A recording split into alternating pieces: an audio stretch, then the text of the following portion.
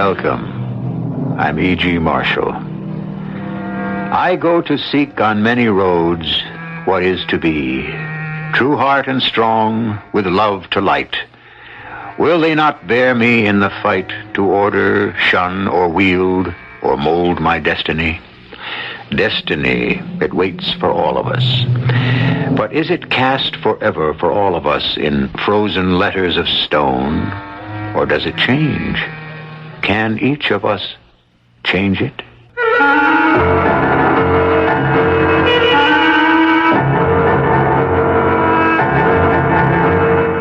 Our mystery drama, Jimmy Valentine's Gamble, was adapted from the O. Henry classic especially for the Mystery Theater by Sam Dan and stars Robert Dryden and Paul Hecht.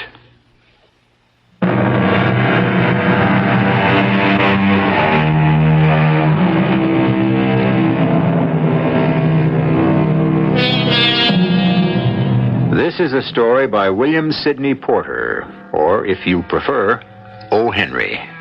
Everything and everyone was grist to his mill. The basic theme of his life was once expressed by a Roman poet named Terence, who said, "I am a man. Nothing human is alien to me." And no human being was ever alien to O. Henry either. Emaciated shopgirls, overfed society dowagers, millionaires, cops, clerks, anyone, everyone. If you had the breath of life, you were one of O. Henry's people. At this time, let us meet one of O. Henry's favorite people, a bright young man named Jimmy Valentine. For further particulars, listen to the master storyteller himself. I met Jimmy Valentine while I was in prison. What was I doing in prison? Well, let me just say this about prison in general. Many of the people who are in it should be out of it, and many of the people who are out of it should be in it.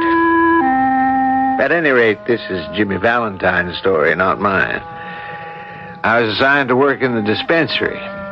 It was an easy, pleasant job. Well, Jimmy, I see you're getting out tomorrow. Happy days, Billy.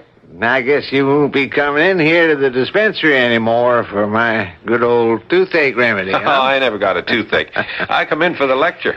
The lecture? I've heard the lecture from professionals, Billy, from preachers and judges and wardens, but none of them even come close to you. Jimmy, I hope you never come back. You're really not a bad fella at heart. Oh, I am. I am. Stop cracking safes and live straight. I'm the best there is. Look at these fingers. These are the fingers of a genius. Let my fingers touch the lock on a safe, and they just don't feel. Oh, no. They can see. They can hear. And the net result? Jail. If you were smart, you'd give it up. I can't. It's destiny. It's what I was born to do. Nobody's born to be a safe cracker. What were you born to be, Billy? A bank clerk? Huh, look where it got you. No, I don't think I'll work in a bank anymore. A drugstore clerk? I hope not. You see, pal, that's your problem. You don't know your destiny. You call safe cracking a destiny? Well, maybe it ain't exactly. Isn't. Thank you, Billy. Maybe it isn't much of a destiny. But at least I got one. Let me know when you find yours. Well, I found my destiny after a while. It was to go to New York City and write stories for magazines and newspapers. And it was a happy destiny.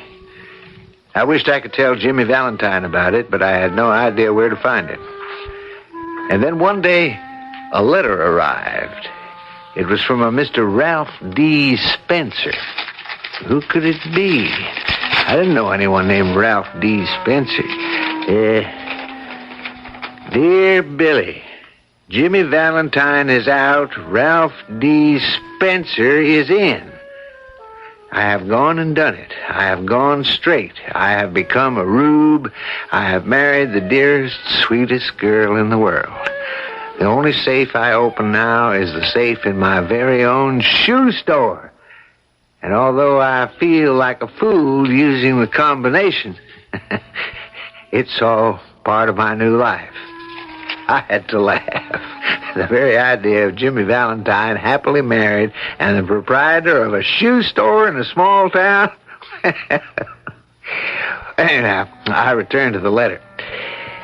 After he was released from jail, he went straight away to a saloon owned by one Mike Dolan. Jimmy. Oh, Jimmy, my boy, what a sight for sore eyes. Have a drink. I'll put away the bourbon, Mike. Oh, that's right, I forgot. You never touch the hard stuff. Can't afford it. Makes your fingers shake. A tall glass of seltzer and milk, right? Right. Yes, I'm sorry you had to stay in jail so long. Oh, 4 months ain't too bad. And that detective. Yeah, Ben Price. Well, you knocked out a tooth. Yeah, you shouldn't complain. He gave me a black eye. What a beauty of a fight. A beauty. I meant to ask, why didn't you go along quietly, Jimmy? You always did. I couldn't let him find my tools. Losing those tools would be like losing my arms. Well, Jimmy boy, they're here, ready for you. Yeah, you couldn't buy a set of those tools for $1,000. Well, I believe it. They're made of the finest imported Swedish steel. Every drill, every punch, jimmy, clamp, auger, plus those little novelties I invented myself. They're the envy of the profession. Why, Sully himself said he'd give you $2,000 anytime you wanted to sell. I wouldn't sell them to Sully for $2 million. Why not? Because I don't like him. What do you got in mind? Well, first I have to pick up the tools, then, well, the world's my oyster, as they say. Hey. And watch me crack it wide open. And that's what he did. In the early evenings, say 7, 8 o'clock, he would crack open oysters at the finest restaurants in the country. And in the early morning, say 1 and 2 a.m., he'd crack open safes in some of the best guarded banks in the country. Jimmy always needed that challenge. Now, he mentioned the name Ben Price just before and identified him as a detective. Ben worked for one of the largest insurance companies in the world. I tell you, it's Valentine, Mr. Powell. Valentine? It has to be. Dandy Jimmy Valentine. It's as if he left his signature. Yeah, he is just out of jail, Price. He may have learned his lesson. Yeah, I'll tell you the lesson he learned. Small jobs, never more than a couple of thousands. Small bills, no silver, no securities. Nothing you can trace. It doesn't seem possible. Jimmy Valentine cracking safes for chicken feed? It has to be Valentine. Look at this combination knob. Jerked out as easy as pulling up a radish in wet weather. He's got the only clamps that can do it. And how clean those tumblers were punched out. He never has to drill more than one hole. Supposing it is Valentine. No supposing.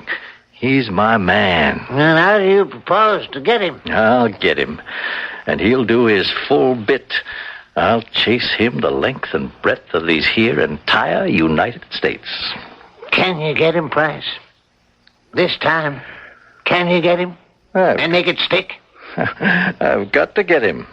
After all, he owes me a tooth. Of course, Jimmy wasn't privy to this particular conversation, but he did know that the thief catchers had been roused against him, especially Ben Price. But Jimmy depended on his luck. Long jumps, quick getaways, a taste for good society. Oh, he was a hard man to find. Well, on this particular afternoon, Jimmy got off the train at a town called Elmore, somewhere in the blackjack country of Arkansas. Elmore, of course, had a bank, an interesting bank.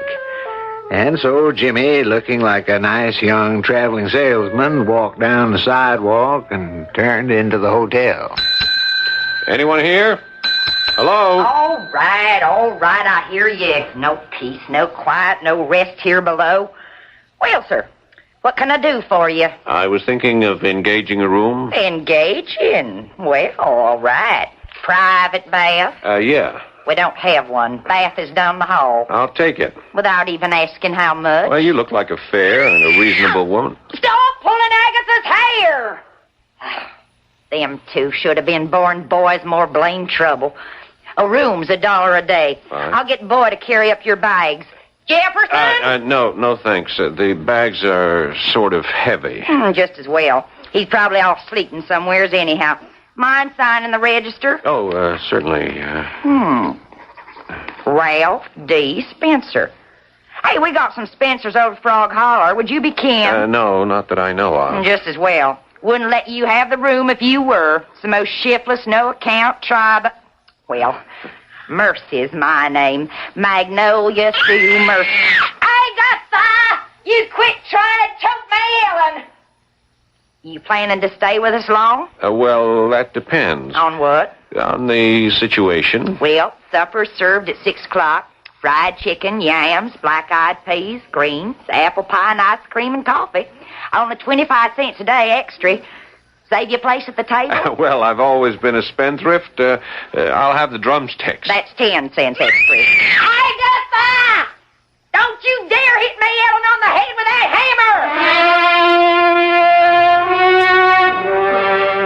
hammer! Once Jimmy had settled in at Mrs. Mercy's hotel, he decided to have a leisurely stroll down to the bank. Preparation. Painstaking, advanced preparation. That was the story of Jimmy Valentine's success. No general ever planned a military campaign more carefully. And so, bold as brass, Jimmy walked into the bank and asked to see the president. The president was a tall, stout, rather bald party who greeted Jimmy like a long-lost brother. Sit down, sir. Have a chair. Thank you, sir. Adams is the name. Rudolph Gustavus Adams. Very much your service, Mr. Spencer, Ralph D. Spencer. How may I serve you, Mr. Spencer? First National Farmers and Merchants Bank of Elmore is at your disposal. Mr. Adams, I'm thinking of making a deposit in your bank. A rather substantial deposit. Oh, well, Mr. Spencer, let me assure you... $5,000. 5,000. I hope it's not too much. Mr. Adams, I assure you, First National Farmers and Merchants Bank of Elmore has a host of substantial depositors. I'm glad to hear that. Yes. We're a most conservative institution. I am concerned with your physical safety. Physical safety? Yes. Do you have a strong, secure, and burglar-proof vault? Oh, we do. We do indeed. There isn't one to be found like it in old southern Arkansas. I have a fear. A deathly fear of burglars. Oh, rid yourself of that fear at once. I wish I could. Yeah, come, let me show you our vault. Oh, no, I wouldn't want to put you to all that trouble. Trouble? Well, since when is setting a customer's mind at rest trouble? You must inspect the vault. This handle here activates the solid steel bolt. Only one bolt, huh? Protection is adequate. It's more than adequate. Well, I was just kind of... Is there a time lock? Yes, a time lock. Well, like I say, I don't really know much about it, but I've heard of bank vaults that had time locks. Oh, that's window dressing. Doesn't mean a thing. Oh, yes, I'm sure you're right, sir. Of course I'm right. And I'd bet my life on this vault. Did you ever hear of a fella called Jimmy Valentine? Jimmy Valentine? No, I don't believe I ever did. You never heard of Jimmy Valentine? No, who's he supposed to be? He's only supposed to be the most famous safecracker in these United States of America. Oh. I'm willing to wager that even the great Jimmy Valentine himself would find it impossible to break into this here vault. Well, now, what a thing to say in front of our Jimmy. It only goes to prove the old adage, pride goeth before a fall.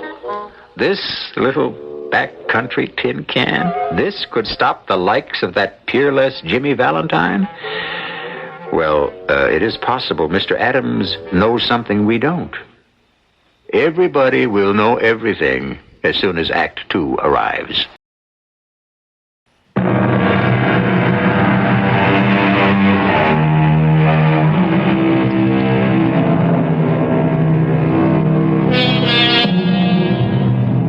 Dandy dapper Jimmy Valentine, the most celebrated safecracker of the age, is, as we say, casing a bank in Elmore, Arkansas. What Jimmy has no way of knowing at this point is that this will be his last job. He's telling the story in a letter to an old friend, a man he met while both were in prison, a fellow he knew as Billy Porter, and who the rest of the world came to know as O. Henry. Well, Jimmy's letter went on, the rube couldn't show me enough.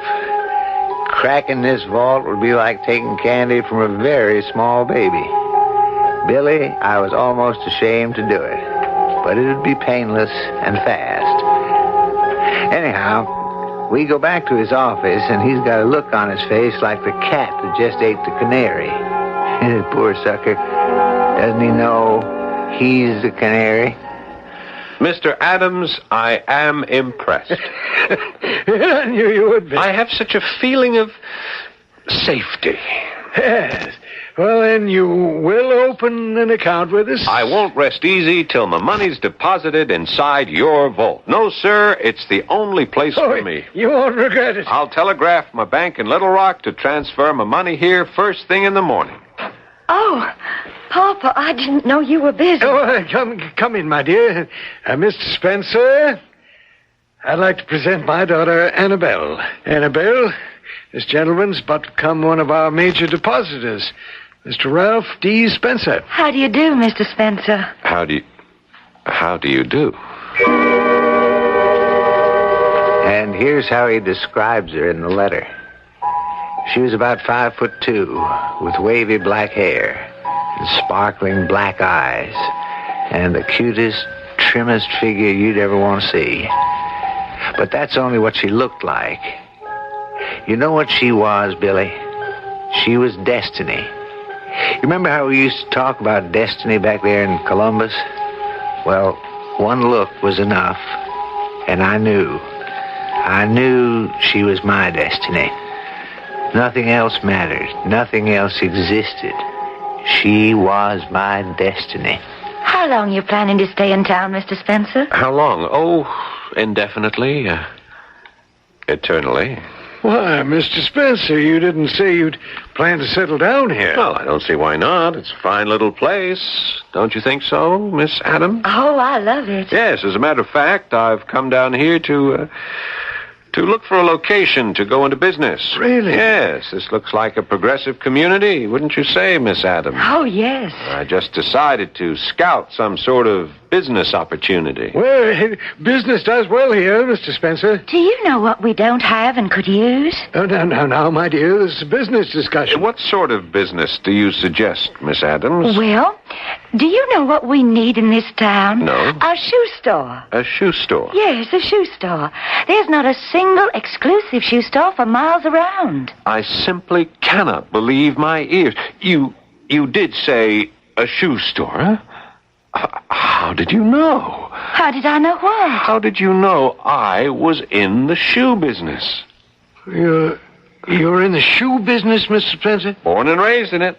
My dad owned and operated Spencer's Peerless Shoes in Chicago for 40 years. Well, if that only... Miss Adams, I wonder if I might impose... Impose? Yes, I wonder if you, that is... You see, I will require some guidance. Oh. I know enough to realize I don't know enough about my prospective customers. I'm a stranger. Now, I'm sure you know many of the ladies here. Well, Annabelle knows everybody worth knowing within 30 miles or so. Do you suppose you could tell me something about what they like? You know the styles and so forth. Why, Mr. Spencer, I'd be delighted.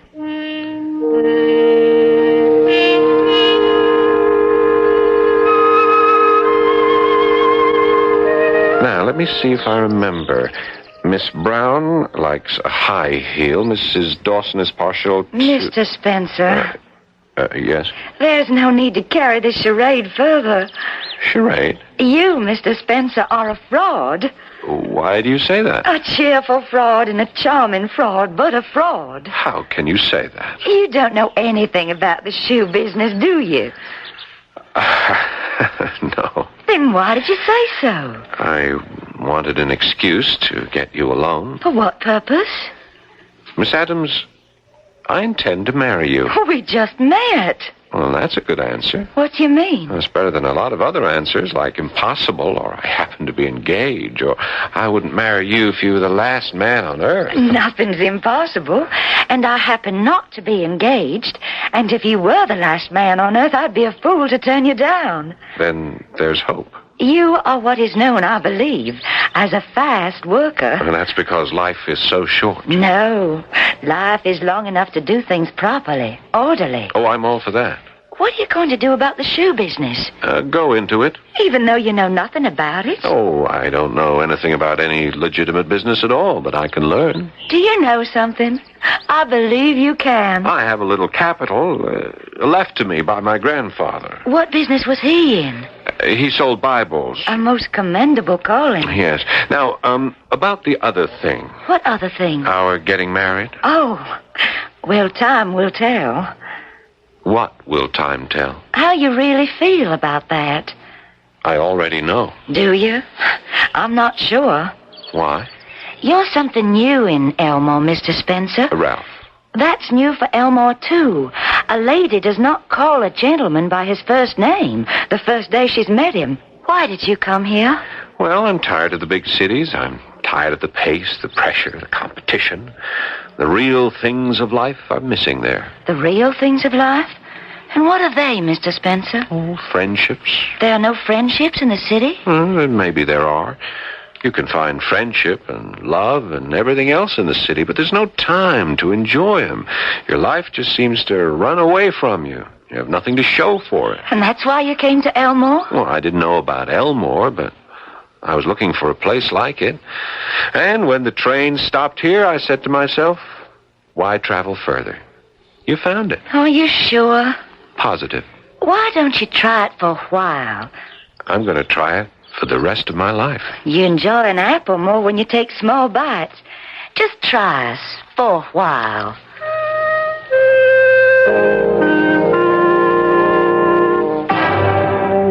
Well, Billy, his letter continued, I did have the $5,000, and the next day I put it in the bank, her father's bank. It was a new experience, putting in instead of taking out. But all of a sudden, my life was full of new experiences. I'd opened a shoe store, and I'd become not just a shoe clerk, but a merchant. Can you tie that? After 3 months, I was even invited to join the Elmore Big Boosters Club. Gentlemen, I am honored to become a member of this civic-minded, progressive organization. What appeals to me most is the fact that the Big Boosters act like big brothers to youngsters who need advice and guidance and can therefore be saved from entering a life of crime.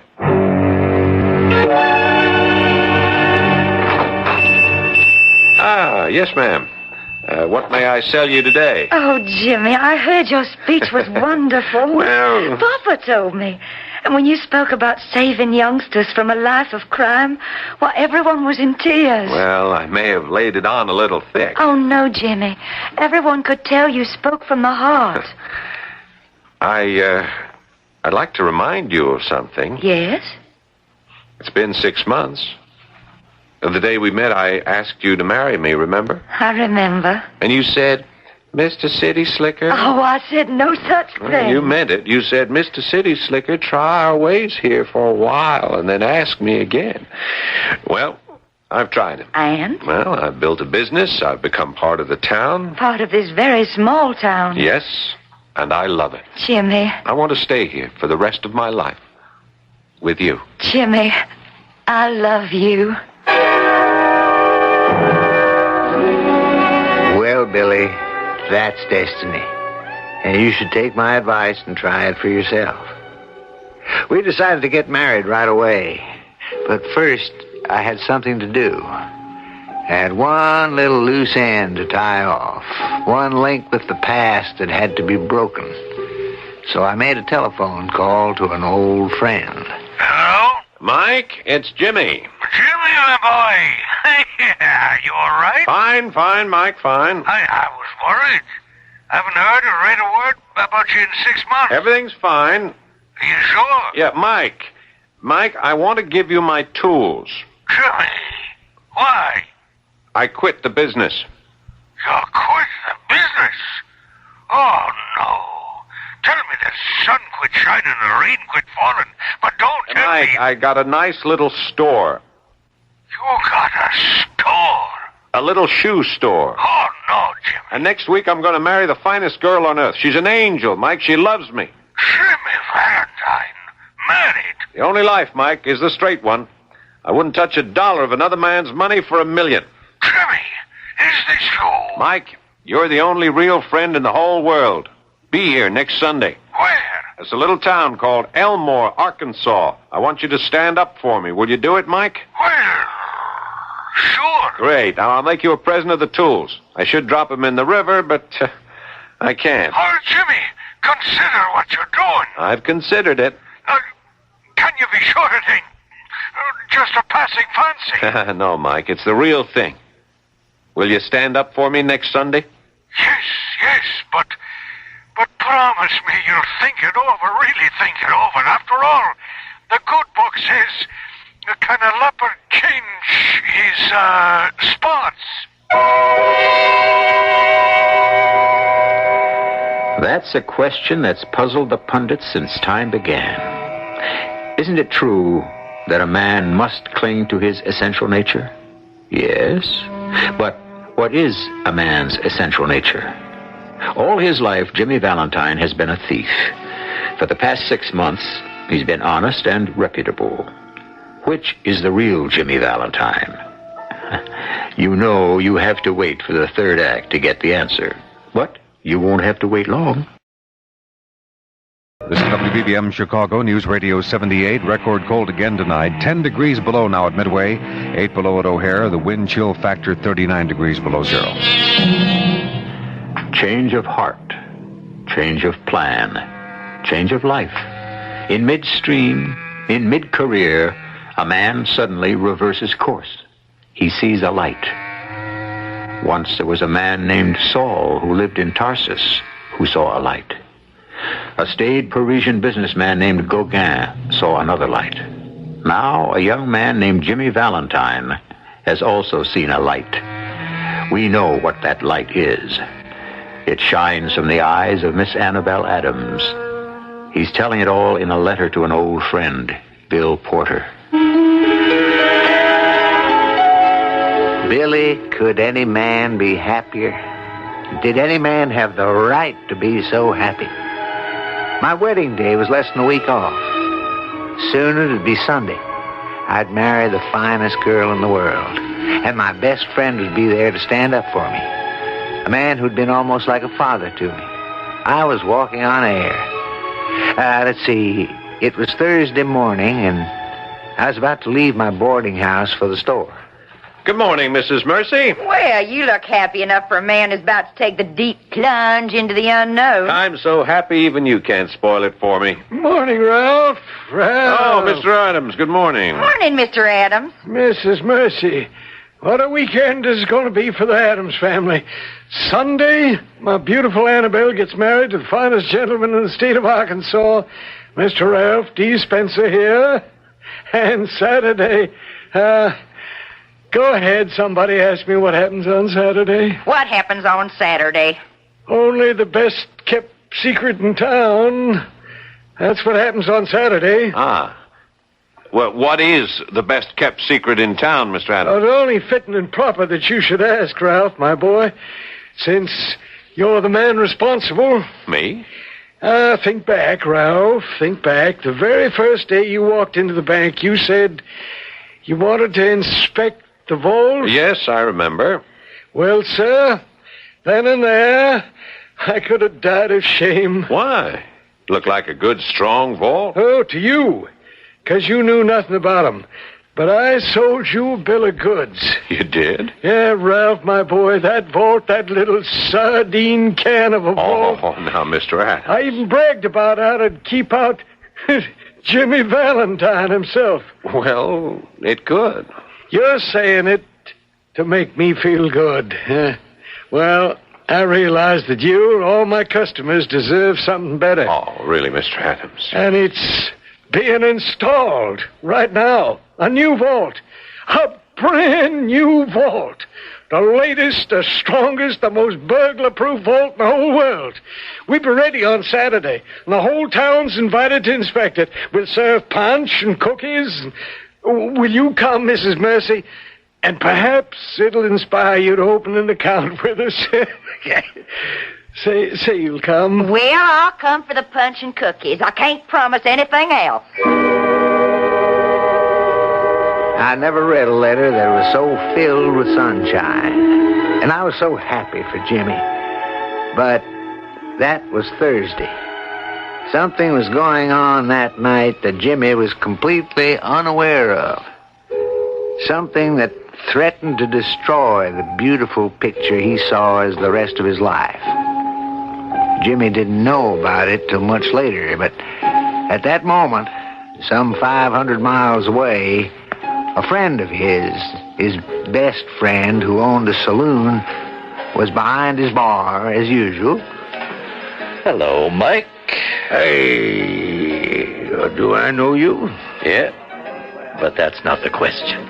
Well, what's the question? Do you want to get to know me better? Where's all this going? The penitentiary. You're headed there now. Oh, I am. What have I done? What have you done? Well, let's see. You're a receiver of stolen goods. Who says so? A lot of people. Mostly a friend of yours, Sully. Sully? We have evidence. Testimony. Enough to fill a whole encyclopedia. Well, what if you do? I think it'll add up to 20 years. You're 46 now. Oh, dear. You'll get out at 66. Old, broken, good for nothing. On the other hand, I may not be going anywheres. All I have to do is make a telephone call. Why don't you? I think I will. You deserve to be put in your place. Then I'll treat you to a drink or kick you out of here. Would you like to bet? Or what? Give me 2627. That it doesn't answer. Well, that'll be the day. It sure will. Is it ringing? Yes, it's ringing. You still haven't taken the bet. I don't blame you. Well, Mike, why don't you hang up? He's not there.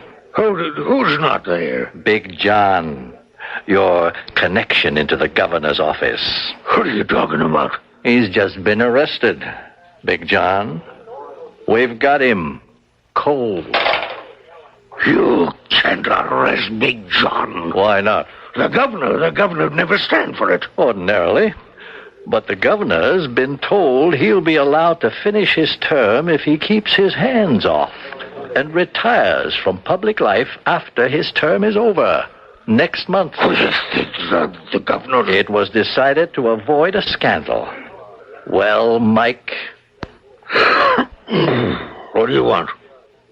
I want Jimmy Valentine. I don't know where he is. If you don't know, you don't know. So you'll just do your full 20 years like a gentleman. I'm not a squealer. All right. I understand that. We got to start someplace. 7 years. Now listen, boys. Here's what you can expect. And it's the best deal you can get. And only because everybody wants Jimmy so bad. 5 years. Not a minute less. 5. That's a dirty business. Sure. He's like my kid brother. Abel was Cain's kid brother. Now, look. He'll never know. Well, that's life, I guess. So where do I find him, Mike? Saturday was a beautiful day, and the whole town was in a festive mood. Everybody was crowded into the bank, laughing and talking and marveling at the great new fantastic bank vault. And so, ladies and gentlemen, there's nothing like it this side of Little Rock. This massive stainless steel door is fastened into place by 3, now count 'em, 1, 2, 3 solid steel bolts, which are thrown into place by this single handle. The crowning feature is this lock. This patented time lock. Only time can unlock this door once it's shut. You set her, and I'm going to now set her for 9 o'clock Monday morning. And a half hour from now, we close the bank for the day. We'll close the door. And no one, I repeat, absolutely no one will be able to open her again till 9 o'clock Monday morning. Oh, Ralph. Ralph, I'm so happy. And look at Papa. It's such a wonderful day for him. Yes, there are going to be wonderful days for everybody. Hello, Mr. Spencer. Do I know you? Of course. Don't you remember me? I'm the fellow with the missing front tooth. Could we talk in private? Would you excuse us, Miss? Of course. Well, Jimmy, how do you want to do it? I don't know what you're talking about. Big John's out of the picture. The governor's in a straitjacket. This time, you'll get a fair trial. Now, listen, Price. And the burglar tools. That'll be the icing on the cake. You'll have to find him. We'll find him, Jimmy. We'll turn the town upside down. Never. Not where I hit him. You're not grinning so strong now, are you, Price? Okay, go ahead, arrest me. But you don't have a thing to take to trial, and you know it. I'll find those tools. Ah, come on, Price. I know the law as well as you do. You just can't find them. You have to prove they're mine. You have to find them in my possession. I didn't wait this long and come this far to fail now. Okay, Price. If you'll excuse me. What is it? What happened? Open the vault. What happened? Agatha, she pushed little May Ellen into the vault and turned the handle. Oh, no. Oh, my baby is inside. Agatha pushed her in. Open it. Open it. No, wait a minute, everybody. I can't open it. It can't be opened till 9 o'clock Monday morning. Oh, she'll die, my precious darling. She'll die. Oh, my goodness. Oh, do something. There isn't anyone who can do anything. The lock, it won't open till 9 o'clock Monday morning. It won't open. There isn't enough air in there. She'll die. Please, I don't know what to do. Ralph? Oh, Ralph, is there anything that can be done? If anyone can think of something, you can. I don't know. Oh, Ralph, think of something. You're not like anyone else. You're smarter. But how can Oh, darling, if someone doesn't think of something, that little girl will die. She will, won't she? Yes, she will. And no one can save her. I see that now. No one. Mr. Adams, ask everyone to leave the bank. We're having a celebration. Oh, Papa. Ralph, it's affected his mind. It'll be all right. The little girl will be all right. Now, I want to borrow your buckboard, and I shall be right back.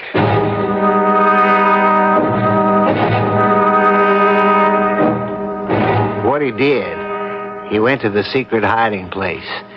He returned with the hidden bag of burglar tools. There was a crowd outside the bank. I will need a gentleman to assist me. You, sir. I'll be happy to. Well, come with me, then.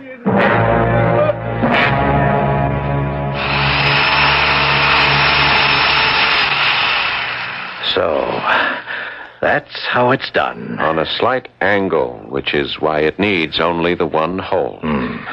And now? Now, we turn the knob and feel for the clicking. See? And now, we just swing the door open. I wouldn't have believed it possible. The little girl. Oh, she's all right. She just fainted. I'll carry her out to her mother. Do me a favor. Take the tools and wait for me in the buckboard outside. I want to say goodbye to someone. Of course. He's got my little girl. Here you are, Mrs. Mercy. Agatha, my precious little Agatha. Ralph, You went and done it. Ralph, you're a great man. Oh, Ralph, darling, you're wonderful. And I have to go away for just a little while. What are you saying? I have to go with that gentleman. Go? Where? For how long? Tomorrow's Sunday. Please, darling, you'll understand after a while. Understand? What will I understand? Sir? Sir, would you come over here, please? I'll get to the bottom of this. Where are you taking my fiancé? All right, Price, let's just get this over with. I'm sorry. Sorry? About what? Well, I carry a pretty good line of shoes, but old Ralph Spencer here, he's tough to sell. And I had my trip for nothing, looks like. Price, what are you talking about? Looks like I was mistaken all along. Giddy up! Darling, who's that man? I never saw him before in my life. And I don't think I ever will again.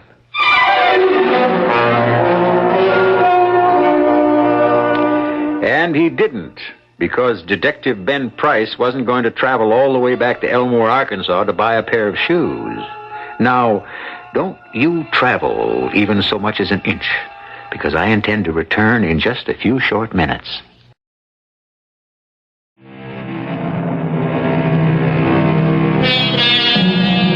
To some people, it comes as a surprise that William S. Porter, or O. Henry, served a term in prison.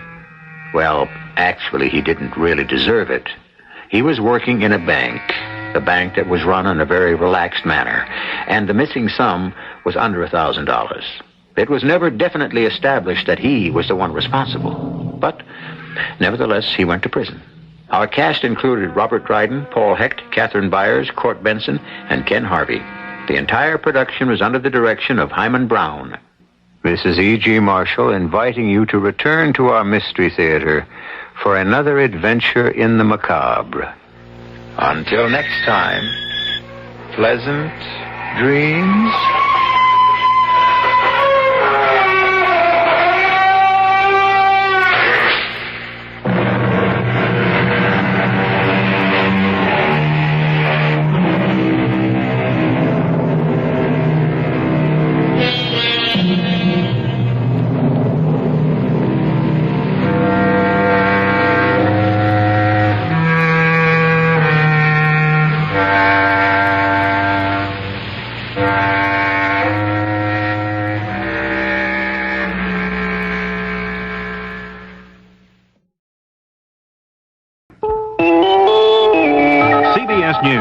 The American Civil Liberties Union in Utah has found a judge with whom to press a last-minute appeal, a final attempt to prevent the scheduled dawn firing squad execution of Gary Gilmore.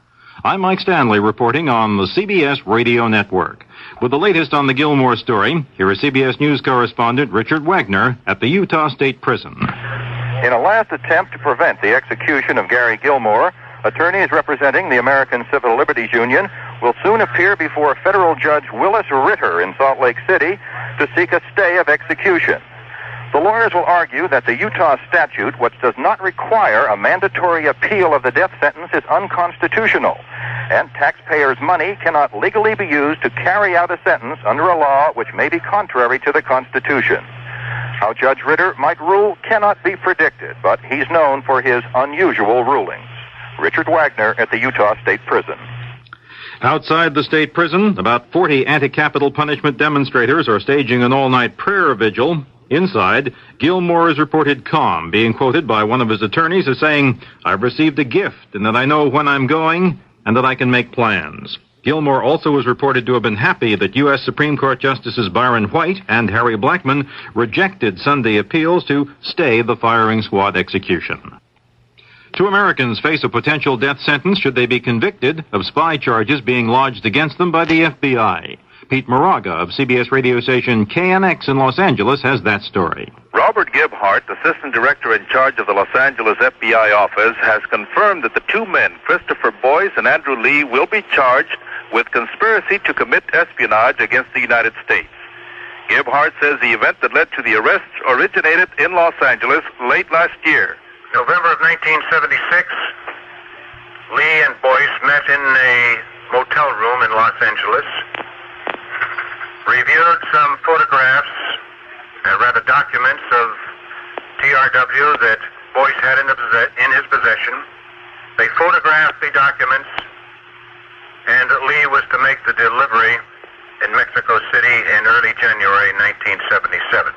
Gebhardt says the material dealt with rocket design from TRW Incorporated, where Boyce had worked as a security clerk. He would not go beyond that in view of the fact that a trial will be taking place. This is Pete Moraga for CBS News, Los Angeles. CIA Director-designate Theodore Sorensen goes before the Senate Intelligence Committee on Monday for ratification hearings. Several members of the committee, distressed by Sorensen's handling of classified material from the Kennedy administration and lack of experience in the intelligence community, reportedly asked President-elect Carter to withdraw the nomination. But Mr. Carter Sunday reaffirmed his confidence in and support of Sorensen. Mr. Carter received an emotional send-off from friends and neighbors Sunday at the Plains, Georgia Baptist Church. Hundreds of tourists also flocked to the town where the president-elect was preparing for this week's change of address to 1600 Pennsylvania Avenue. At that address, the White House, President and Mrs. Ford returned Sunday night after a weekend relaxing at the Camp David presidential retreat in Maryland's Catoctin Mountains.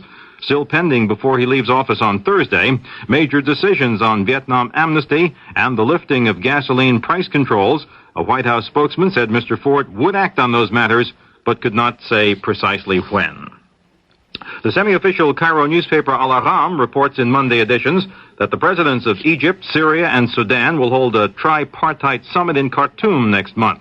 The paper does not report what is to be discussed, but Arab sources told the Reuters news service that one topic could be the possibility of Sudan's joining a newly created, unified Egyptian-Syrian political command or another form of close coordination.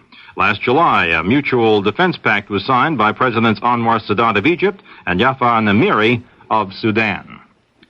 A series of avalanches in the eastern French Alps this weekend claimed the lives of 4 skiers. Police reported several others seriously injured when trapped by falling tons of snow.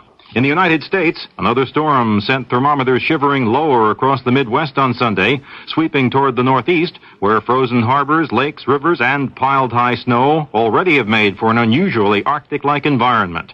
Some of the most severe weather reports came from Wisconsin, where lows of 25 below zero were common, with a wind chill index of 65 below. The National Weather Service described that as dangerously low, warning frostbite could result from only a few minutes exposure. Mike Stanley, CBS News.